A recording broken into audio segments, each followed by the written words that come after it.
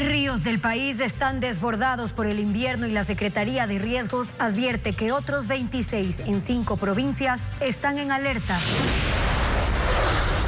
En su informe electoral, la Organización de Estados Americanos señala que la campaña transcurrió sin claridad sobre si el presidente Noboa debía o no tomar una licencia, lo que generó incertidumbre, tensión y desconfianza.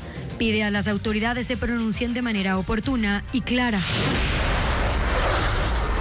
Un estudio del Foro Económico Mundial revela que hasta el 2030 en el mundo desaparecerán 13 millones de empleos de cajeros, 6 millones de asistentes administrativos y 3.5 millones de conserjes, pero serán reemplazados por cargos relacionados a la tecnología. El presidente de Estados Unidos, Donald Trump, ordena dejar de fabricar monedas de $1 centavo porque sale caro hacerlo. Más de 150 millones de personas en alerta por 3 tormentas de nieve y lluvias que azotan a ciudades como Nueva York.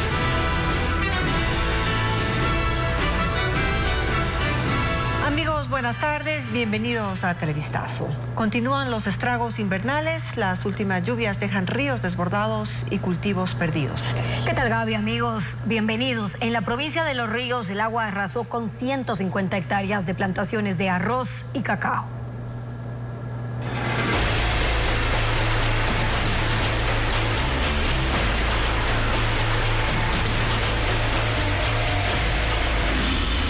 Clima y llegan las lluvias.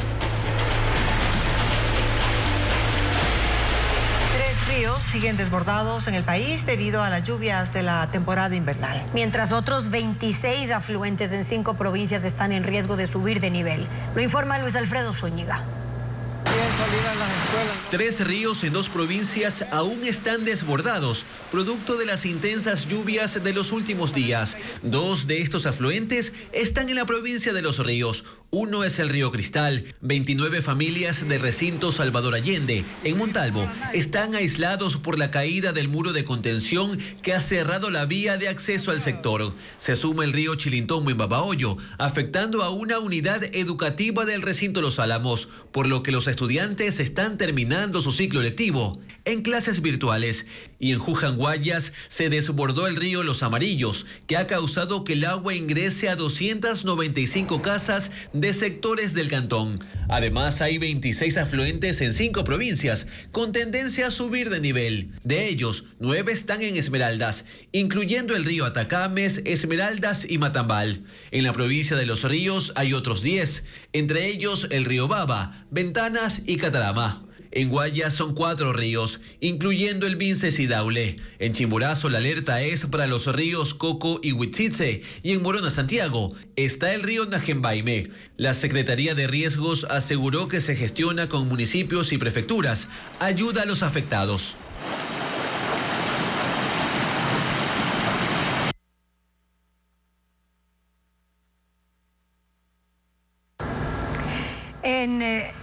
El río Las Balsas se desbordó, otra quebrada en Loja también presentó problemas. Alejandra Sánchez nos trae ahora mismo un informe y lo revisamos. El río Las Balsas se desbordó con fuerza en el cantón Montalvo, provincia de Los Ríos, derribando 15 metros del muro de contención que protegía la zona agrícola de Salvador Allende. Los campos quedaron destruidos. Las plantas de cacao apenas emergen sobre el agua, mientras que los arrozales muestran franjas de verde interrumpidas por extensiones de lodo. El agua arrasó con 150 hectáreas de plantaciones de arroz y cacao. Cristóbal Calero, dueño de una finca afectada, calcula que perderá al menos $4,000 esta semana. El cacao yo hace 2 años, 3 años se me perdió todo, como 3 cuadras. Yo tuve que yo mismo resembrarlo y vuelta ya está grande, más o menos de 1 metro. Y piquito el cacao ya está queriendo producir, pero que en este agua vuelta se va a pique, vuelta tendré que vuelta a resembrar si sé lo que me queda. Además, 29 familias que utilizaban el muro para movilizarse a pie o en vehículo hacia comunidades cercanas como El Caimito, San Vicente y Bosque de Oro quedaron incomunicadas. En la provincia de Loja, un aguacero de 2 horas provocó nuevamente el desbordamiento de la quebrada Zacapo en San Pedro de Vilcabamba. Troncos Lodo y piedras arrastrados por la corriente ingresaron en al menos 10 viviendas asentadas en las riberas. Para evacuar el agua, tuvieron que abrir agujeros en las paredes. Un puente que conectaba con la vía principal se destruyó, al igual que un huerto de árboles frutales. Alrededor de 900 usuarios se quedaron sin agua potable debido a la ruptura de tuberías. 8 miembros de la Junta de Agua y habitantes trabajan en la reparación. Mientras que en el norte de Loja, la lluvia provocó un deslave en el sector Insana de la vía Sozoranga-Cariamanga, por donde circulan a diario 400 vehículos. Una retroexcavadora del municipio de Sozoranga retiró los sedimentos esta mañana y despejó la vía.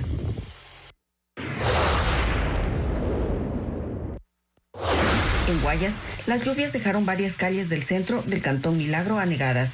En las zonas de 24 de Mayo, Abdón Calderón y Eloy Alfaro, los conductores circularon por vías convertidas en ríos, mientras comerciantes trasladaron sus mercancías a los portales para evitar pérdidas. El Cuerpo de Bomberos alertó sobre el aumento del caudal del río Milagro y desplegó patrullajes en las zonas cercanas como medida de prevención.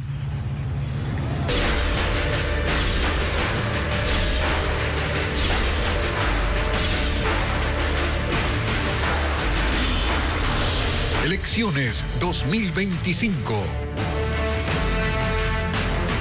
Las misiones de observación electoral de la OEA y la Unión Europea critican que el presidente Daniel Noboa no haya pedido licencia para hacer campaña electoral. Mencionan que fue un factor de incertidumbre en las elecciones. Francisco Garcés tiene más detalles. En sus informes de observación electoral, la OEA y la Unión Europea se refieren a la negativa del presidente candidato Daniel Noboa de tomar licencia para hacer campaña. Lo mencionan como un factor de incertidumbre. La OEA en su informe dice que hasta el cierre de la campaña no hubo claridad sobre si el presidente debía o no tomar licencia.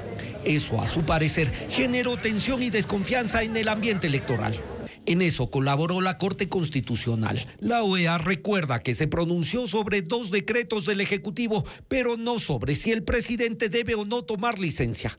Y que además tardó 11 días en hacer pública su decisión, es decir, lo hizo 3 días antes de que finalice la campaña de primera vuelta.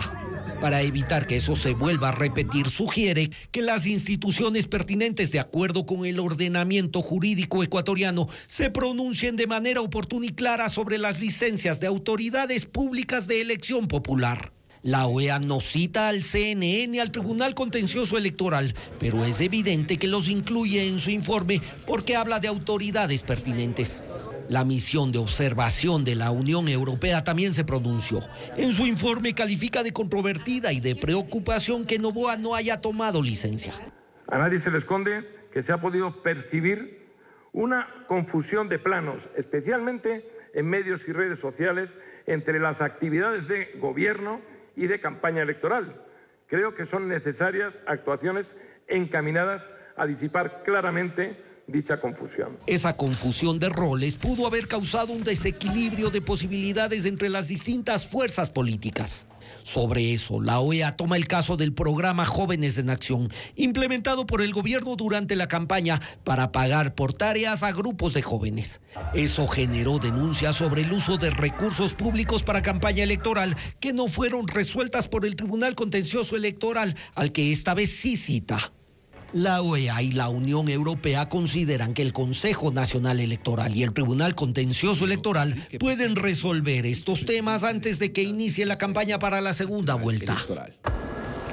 La ex candidata presidencial Andrea González toma posición política a favor del presidente candidato Daniel Noboa y aunque evita anunciar públicamente su respaldo, sugiere a sus simpatizantes no votar por el correísmo. Diego Cuenca informa que los votos de González representan el 2% de los 13 millones de electores. La candidata Andrea González consiguió el 4º lugar en la carrera electoral por la presidencia de la República. Y aunque sus expectativas eran captar más de 1 millón de votos, asegura que está satisfecha porque 273,000 personas sufragaron por ella. Y aunque le cuesta decir para qué candidato irán esos votos en la segunda vuelta, les recuerda a sus simpatizantes qué camino no deben elegir. Yo creería que el tema de la libertad que ha traído ese voto antisistema también a nosotros, tiene que pesar lo que ha sucedido durante el socialismo del siglo XXI, mal llamado correísmo en este país, porque le decimos correísmo, pero es el socialismo del siglo XXI y los 10 años que deja de secuela.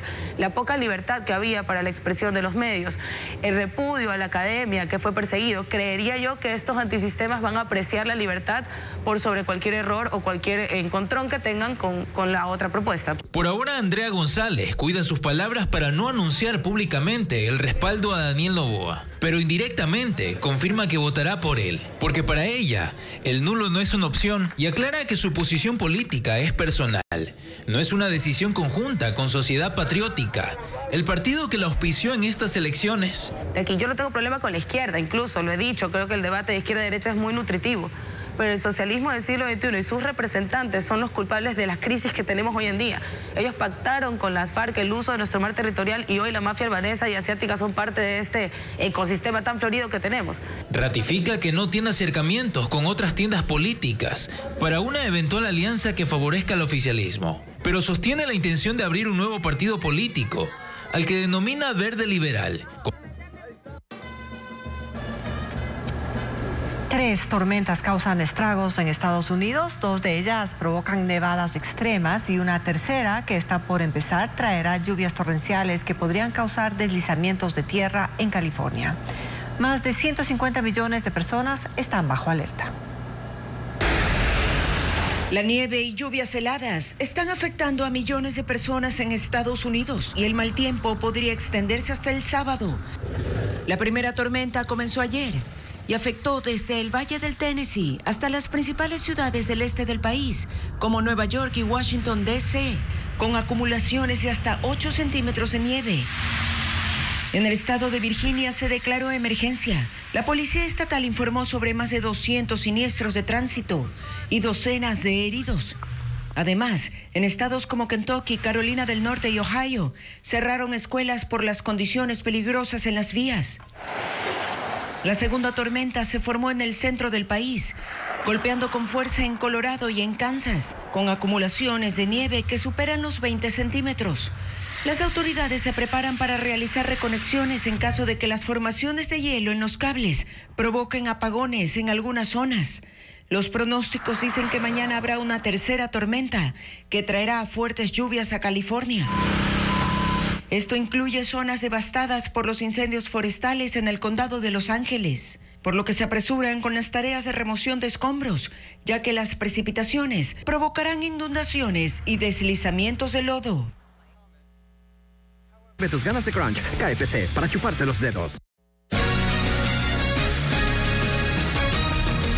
La Fiscalía investiga el delito de delincuencia organizada en la Policía Nacional. Esta madrugada allanaron 5 dependencias policiales en Pichincha. Fabiola Santana informa que la intervención dejó 5 detenidos. Esta madrugada, la Fiscalía y la Dirección de Investigación de Conducta Policial realizaron 10 allanamientos en Pichincha, 4 domicilios, una mecánica y 5 dependencias policiales, entre ellas la Subzona Pichincha, Jefatura de Control de Tránsito y Distrito Rumiñahui. Esto pues, según una denuncia anónima, uniformados estaban ofreciendo y comercializando neumáticos de las motocicletas policiales a mecánicas, intercambiaban las llantas nuevas con las usadas y así se beneficiaban económicamente. La operación dejó 5 policías detenidos para investigaciones y rendirán su versión en las próximas horas. Según la policía, ellos, aprovechándose de sus cargos, cometían delitos como tráfico de influencias, peculado y concusión. También se incautaron computadoras portátiles, celulares, documentos y dispositivos de almacenamiento. La investigación por delincuencia organizada se abrió en octubre de 2024 como parte del proceso de autodepuración de la institución, según un comunicado policial, y es parte del denominado Plan Anticorrupción 2.0. El Consejo de Participación Ciudadana sesionó este miércoles con 2 nuevos integrantes luego de la destitución de los consejeros de la Liga Azul. Patricio Díaz informa que el organismo pide a la Asamblea posesionar al consejero que queda pendiente. Piedad Cuarán se incorporó al Consejo de Participación Ciudadana. Ella y Gonzalo Albán se principalizaron como consejeros este miércoles, luego de que el Tribunal Contencioso Electoral destituyó a los miembros de la llamada Liga Azul. Presente. Albán dice que mientras fue alterno llegó para romper la mayoría que impulsaba la Liga Azul y que hoy su intención es que el Consejo avance lo antes posible en sus responsabilidades. Yo no voy a referirme a mayorías o minorías, más bien vamos a hablar de resultados, de hacer que esta institución funcione. Creo que es una deuda que tenemos nosotros. Pero en el Consejo está pendiente una silla. Están 6 de los 7 consejeros y el último tiene que ser posesionado por la Asamblea. Pero el Legislativo no toma la decisión en medio de una polémica entre si deben posesionar a David Rosero u Óscar Ayerbe. Rosero fue consejero y la Corte Constitucional lo destituyó. Según la ley, no puede regresar a la misma institución de la que fue cesado. Ese es el argumento de Ayerbe para exigir su posesión. Estuvo en el Consejo y desde ahí advirtió a la Asamblea que si posesionan a Rosero, incumplirían la decisión de la Corte. Y se verán todos abocados, a quienes así lo hagan, a la capacidad que tiene la Corte Constitucional de destituirles por desacato de una sentencia ejecutoriada. El presidente del Consejo de Participación Ciudadana, Andrés Pantoni, dice que la Asamblea tiene que dirimir. La función legislativa, verificar con los documentos habilitantes, las certificaciones del Ministerio de Trabajo, y ellos tendrán que hacer la acción pertinente para que el Consejo de Participación Ciudadana tenga la conformación total. Los legisladores principales de la Asamblea retomaron funciones y este miércoles se reunieron en sesión del Pleno. Sin embargo, en la convocatoria no estuvo la posesión de los consejeros de participación. La Comisión Interamericana de Derechos Humanos amplió las medidas cautelares a favor de Jorge Glass. Dispuso a Ecuador que lo saque de la cárcel La Roca y lo traslade a otra con mejores condiciones por su alto riesgo de suicidio. Informa Jacqueline Rodas. La Comisión Interamericana de Derechos Humanos amplió las medidas cautelares otorgadas a Jorge Glass en 2019 para que el Estado proteja su vida e integridad. Este 10 de febrero aprobó una resolución en la que reconoce los esfuerzos de Ecuador para cumplir las medidas y agradece las facilidades para la visita que realizó en octubre pasado, en la que constató que el Estado sí cumplió con la entrega de medicamentos a Glass. Sin embargo, la CIDH determina que la atención médica brindada al sentenciado no ha sido adecuada ni oportuna y que tiene un elevado riesgo de suicidio. Dispone que se traslade inmediatamente al señor Jorge David Glass Espinel de centro de detención distinto al Centro de Privación de Libertad CPL Guayas número 3, conocido como Cárcel La Roca, y detalla 12 características que debe tener el nuevo centro, entre ellas una celda sin objetos con los que pueda autolesionarse, espacio iluminado, ventilado y limpio, que tenga servicios básicos, no esté sobrepoblado, evitar su aislamiento extremo y permitir visitas en un espacio privado. La comisión cita informes médicos y psicológicos sobre múltiples enfermedades de Jorge Glass y que el condenado reportó aumento de alucinaciones visuales y flashback de manchas de sangre y descuartizados que lo perturban. Dispone que se le haga una evaluación médica en un hospital. La Comisión Interamericana de Derechos Humanos dejó claro que no se pronuncia sobre el asilo diplomático otorgado por México, como solicitó la defensa de Glass. El negocio inmobiliario volvió a reducirse en 2024. Las cifras de los promotores muestran la contracción. Los precios empezaron a bajar en Quito, mientras en Guayaquil se mantuvieron. Francisco Garcés cuenta más. El mercado inmobiliario del país se redujo en el 2024, según la evaluación preliminar que hacen los promotores inmobiliarios. En su informe de cierre de año, determinan que se firmaron 9.000 promesas de compraventa menos que en el 2023. Es una caída del 9%. Noviembre fue el mes más crítico, pues la reducción fue del 37%. Ha tenido un corte drástico en la pandemia que ha venido en subas y bajas, pero podríamos decir que el 2024 es el que más se asemeja al 2020. O sea, para que tengamos una comparación de la contracción que significó. Entre las causas de la contracción están para ellos la incertidumbre por la inseguridad que vive el país, la crisis energética, la inestabilidad política y la contracción del crédito hipotecario del año pasado. Los topes de tasa de interés, o sea, los topes están determinados por la Junta Política de Regulación Financiera y a veces estos topes no le permiten a los bancos colocar o entregar los créditos que se solicitan, digamos, porque tienen un alto riesgo de morosidad. Las condiciones del mercado inmobiliario no son las mismas en Quito y en Guayaquil. En la capital, los precios de venta de viviendas nuevas bajaron. Según el informe del portal plusvalía.com, en Quito el promedio por metro cuadrado fue de $1,197. Cayó en el 4,3%. Según los promotores inmobiliarios en la ciudad, las visitas a los proyectos de vivienda cayeron en 25%. En Guayaquil, en cambio, los precios se mantuvieron estables. $1,221 el metro cuadrado en promedio. Y las visitas a los proyectos crecieron en 12%. Pese a las cifras, entre los promotores inmobiliarios hay optimismo de que en los próximos 6 meses las condiciones mejoren y el sector se recupere.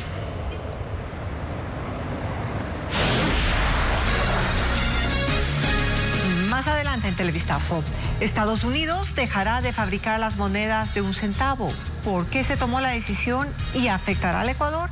Ya le contamos. Donald Trump ordenó dejar de fabricar monedas de 1 centavo de dólar porque, según él, es un gasto innecesario. El Banco Central ha decidido no pronunciarse sobre el stock de estas monedas en Ecuador hasta que la medida se oficialice. Adriana Bermeo sigue el tema. Estados Unidos le dice adiós a la moneda de 1 centavo. El presidente Donald Trump anunció en su cuenta Truth Social que ordenó al Departamento del Tesoro detener su producción porque, según él, es caro y un gasto innecesario. Acuñar esas monedas cuesta 3.7 centavos, casi 4 veces su valor nominal. Según la Casa de la Moneda de Estados Unidos, solo en el 2024 su fabricación representó una pérdida de $85.3 millones con la producción de 3.200 millones de monedas. La eliminación del centavo ha sido motivo de debate durante décadas en Estados Unidos. Quienes están a favor argumentan que su valor adquisitivo es nulo, que su uso en transacciones es cada vez menor y que terminan acumulados en frascos en lugar de mantenerse en circulación. Los defensores de esta moneda destacan su valor sentimental como parte de la historia del país y su utilidad en campañas humanitarias. Tiene también un trasfondo económico. Los centavos están hechos de zinc y su fabricación genera ingresos significativos para esa industria. La decisión de Trump es legal, según académicos de Harvard consultados por The Associated Press. Ellos explican que la ley estadounidense otorga al secretario del Tesoro la autoridad para detener la producción de monedas si ya no se necesitan más, pero el Congreso tiene la capacidad de intervenir y hacer que esta resolución sea permanente o no. Sobre si esta decisión afectará al stock de monedas de 1 centavo en Ecuador, el Banco Central ha decidido no pronunciarse hasta que se oficialice la medida. Los astronautas Suni Williams y Butch Wilmore, que quedaron varados en la Estación Espacial Internacional, serán traídos de vuelta a la Tierra entre el 19 y 20 de marzo. Esto se debe a que la misión Crew 10 decidió no usar una nueva cápsula de SpaceX, cuya preparación requería un proceso más largo. En su lugar viajarán en la cápsula Dragon Endurance, que ya fue usada en misiones anteriores. Williams y Wilmore de la misión Crew 9 viajaron en junio de 2024 en el primer vuelo de prueba tripulado de Starliner de Boeing, pero por complicaciones técnicas enviaron de regreso la nave. Ambos debían permanecer 8 días, sin embargo ya tienen 8 meses en la estación espacial.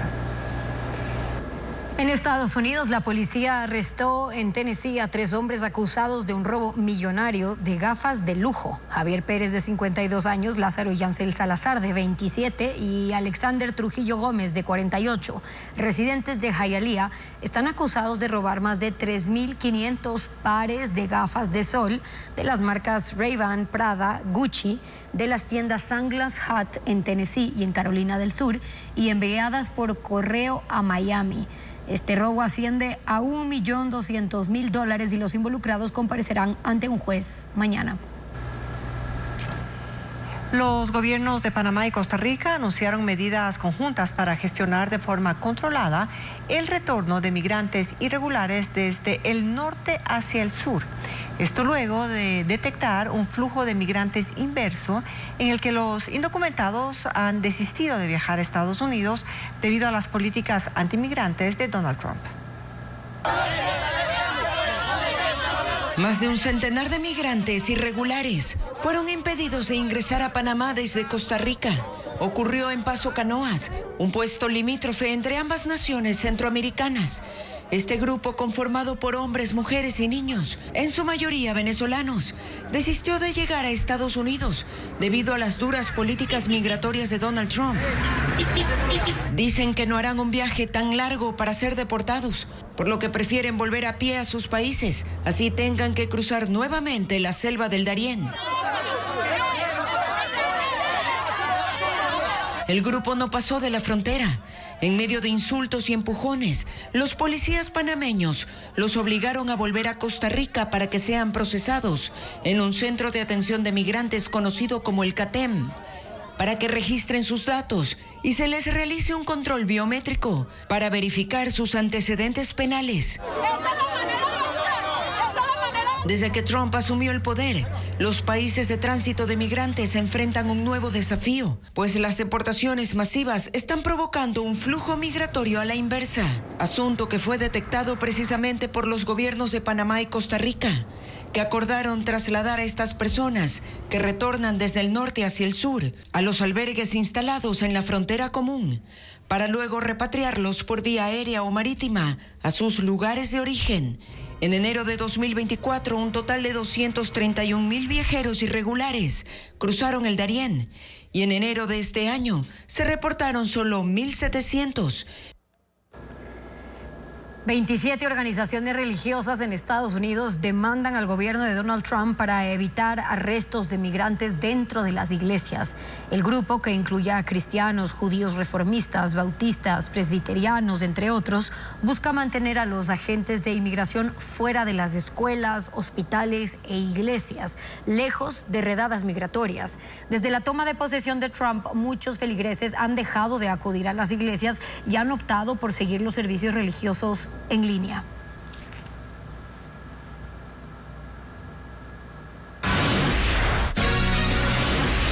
Luego de la pausa, 7 nuevas especies de ranas en Ecuador fueron descubiertas. ¿Dónde habitan estos anfibios y cómo se realizó el hallazgo? Ya le contamos.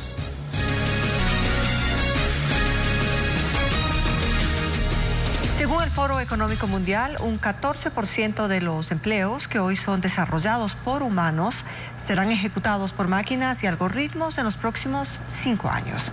El informe señala que es urgente el redireccionamiento de las capacidades de los trabajadores para evitar que sean totalmente desplazados ante la irrupción de la tecnología. No hay duda de que el crecimiento digital será el facilitador esencial para que nuevas tecnologías transformen los mercados laborales. Está ocurriendo en el mundo, en la región y también, aunque a un ritmo más lento, en el Ecuador. De hecho, el 60% de los empleadores esperan una ampliación de los accesos digitales para transformar sus negocios. Esa es una expectativa general. El Foro Económico Mundial, en su reporte sobre el futuro de los empleos, proyecta que porcentualmente los empleos que tendrán mayor crecimiento hasta el 2030 serán los siguientes: especialistas en Big Data, con un 110% de crecimiento; ingenieros en tecnologías financieras, 96%. Especialistas en inteligencia artificial, 81%. Pero eso es en porcentajes, porque en números absolutos, los empleos que más crecerán son los agrícolas, con 35 millones de nuevos trabajos, los conductores de camiones y deliveries, con 10 millones de nuevas plazas, los desarrolladores de software, con 7 millones, y los trabajadores de la construcción, con 6 millones de empleos. Aquí quizás no se evidencia el impacto de las nuevas tecnologías, pero si se miran los empleos que declinan, el tema queda muy claro. En el mundo se prevé que en los próximos 5 años desaparezcan 13 millones de empleos de cajeros y vendedores de tickets, 6 millones de asistentes administrativos y secretarias ejecutivas, 3,5 millones de conserjes y encargados de limpieza en edificios. A ellos se suman un buen número de empleados de servicios postales, de trabajadores de imprentas, de vendedores puerta a puerta y de diseñadores gráficos. Este cambio en las dinámicas laborales no se puede calificar de bueno o malo. Y aquí un ejemplo. Las tendencias en inteligencia artificial y procesamiento de tecnologías de información crearán 11 millones de empleos, pero simultáneamente desplazará a 9 millones de trabajadores. Un caso más, la robótica y los sistemas autónomos anularán 9 millones de puestos de trabajo. Hoy, El 47% de los empleos en el mundo son desarrollados principalmente por humanos, un 22% por maquinarias y algoritmos y un 30% por una combinación de ambos. En 2030, la distribución será equitativa en estas tres categorías. Estos retos, cada región los aborda de un modo diferente. En América Latina se considera que debe haber flexibilidad para la contratación de personal, trabajadores mejor capacitados, es decir, que desarrollen habilidades que les permitan insertarse en las nuevas dinámicas laborales, así como un sistema educativo que responda a los requerimientos laborales contemporáneos. 6 especies y un género de ranas de hojarasca son los nuevos descubrimientos en Ecuador. Los anfibios miden 2 centímetros, fueron hallados en 5 provincias de la costa, sierra y Amazonía. Vanessa Robles con los detalles. Ecuador vuelve a ser el área de descubrimientos científicos. En esta ocasión, de 7 nuevos tipos de ranas de hojarasca, de Macuma y Sardinayacu. Ambas habitan en la provincia de Morona, Santiago. La especie Ecuador, que vive en la provincia de Napo, la denominada de Cerro Plateado, que se encuentra en Zamora Chinchipe, la rana de DiCaprio, en la provincia de El Oro, de Golondrina, hallada en Carchi, al igual que la rana de Merino. Esta última pertenece a un nuevo género y se denomina así en honor al investigador de la Pontificia Universidad Católica del Ecuador, Andrés Merino, quien formó parte del equipo que participó en el estudio. Se encontraron diferencias genéticas en 7 grupos. Uno de ellos justificó la creación de un género nuevo por análisis a nivel de huesos, a nivel de morfología, a nivel del desarrollo de los embriones dentro de los huevos. La especie Merino se clasificó dentro del nuevo género rana de las montañas, y según los análisis, existe desde hace más de 20 millones de años en Ecuador. Fue descubierta en la provincia del Carchi. En la investigación, que duró 5 años, participaron científicos de Ecuador y Estados Unidos. El estudio fue publicado en la revista británica Zoological Journal of the Linnean Society el 13 de enero de este año. Sus hábitos van a estar escondidas en el suelo, comiendo básicamente invertebrados muy pequeñitos. Las ranas descubiertas miden hasta 2 centímetros. Principalmente son nocturnas. Su coloración café, negra y verdosa les permite camuflarse entre los arbustos. Solteros, una comedia llena de amores fallidos y ocurrencias, se estrenará en el Teatro La Bota en Guayaquil. Además, en Quito se inauguró la exposición Las Pieles en el Centro Cultural Puse. Estefanía Arias con la agenda cultural.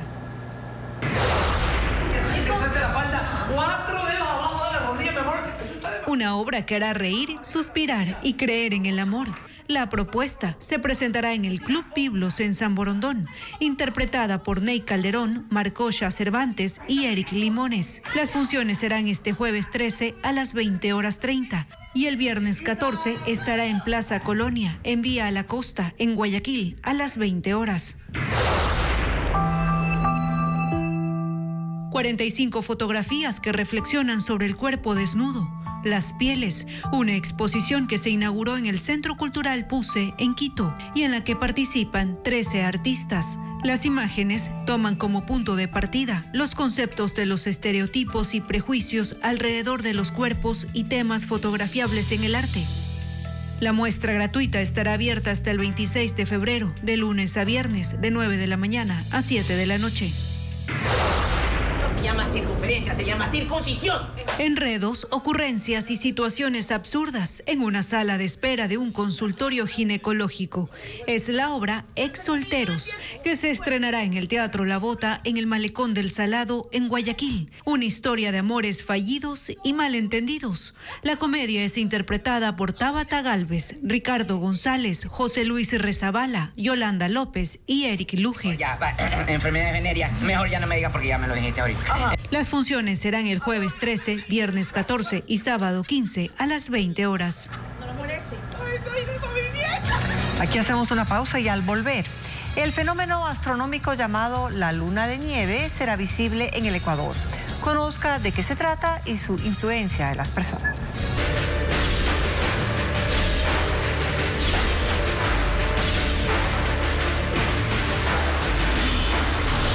Elecciones 2025. resultados electorales obtenidos en los cantones donde impera la violencia favorecen en su mayoría a Luisa González y por consiguiente expresan un rechazo a Daniel Noboa o a las políticas de su gobierno. Así votaron los 5 cantones más violentos del país. No son proyecciones, son ya datos computados y oficializados por el Consejo Nacional Electoral. Según la tasa de homicidios del 2024, el cantón más peligroso del país fue Camilo Ponce Enríquez, en Azuay. Y estos son los resultados obtenidos ahí. Luisa González consiguió el 61.58% y Daniel Noboa el 32.08%. Hubo más del 17% de ausentismo. El segundo cantón más peligroso en el 2024 fue Pueblo Viejo, en Los Ríos. Ahí los resultados dieron un 51.76% a Luisa González y un 40.20% a Daniel Noboa. En Pueblo Viejo, el ausentismo llegó al 9.38%. Naranjal, en el Guayas, el tercer lugar de cantones peligrosos. Luisa González alcanzó el 65.28% y Daniel Noboa el 27.55%. Aquí el ausentismo fue alto, 19.30%. Le siguen Las Naves, en la provincia de Bolívar. Ahí el ganador fue Daniel Noboa, con un 45.85% de los votos, frente a Luisa González, que obtuvo el 40.57%. Hubo un 12.83% de ausentismo.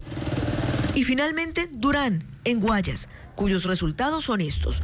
Luisa González, 51.72% y Daniel Noboa, 40.18%. Ausentismo de más del 16%. Y aunque no todos los cantones tienen ya el 100% de actas computadas, la tendencia está definida. La segunda vuelta electoral será en abril y los candidatos se preparan para el nuevo debate y campaña. En el siguiente reportaje conozcan cuándo se llevará a cabo estas actividades y si pueden cambiar de lugar de votación para el balotaje entre Daniel Noboa y Luisa González. La elección del domingo puso en segunda vuelta a Daniel Noboa y Luisa González. Los ecuatorianos volverán a las urnas el domingo 13 de abril para elegir al gobernante hasta 2029. Pero antes hay procesos en el calendario electoral. El 23 de marzo será el debate entre los dos finalistas. La campaña para captar el 51% del electorado iniciará el 24 de marzo y terminará el 10 de abril. El sufragio iniciará con las personas privadas de la libertad el 10 de abril y el 11 se realizará el voto en casa a personas mayores de 50 años con discapacidad física superior al 75%. Desde el 11 al 13 de abril regirá el silencio electoral. El ganador o ganadora de la segunda vuelta asumirá desde el 24 de mayo de 2025. Los asambleístas asumen funciones el 14 de mayo. Los 13.7 millones de ecuatorianos facultados para votar no pueden cambiarse de domicilio electoral para la segunda vuelta. Si realiza el trámite de cambio de domicilio, aplicará para las elecciones seccionales de 2027. Se puede cambiar de lugar de votación en línea en la página del CNE, pero debe cancelar las multas pendientes con la institución. Estas medidas también aplican al cambio de domicilio en el exterior. La luna de nieve es el evento astronómico que se llevará a cabo esta noche y durante la madrugada del jueves será visible aquí en Ecuador. Y según el Observatorio Astronómico de Quito, el fenómeno sucede una vez al año, pero ¿en qué factores influye la luna llena? Le contamos. La luna de nieve o luna de hambre es un fenómeno astronómico que iniciará con la puesta de sol y durará toda la madrugada de este jueves. Será visible en todo el Ecuador sin necesidad de usar binoculares ni telescopios.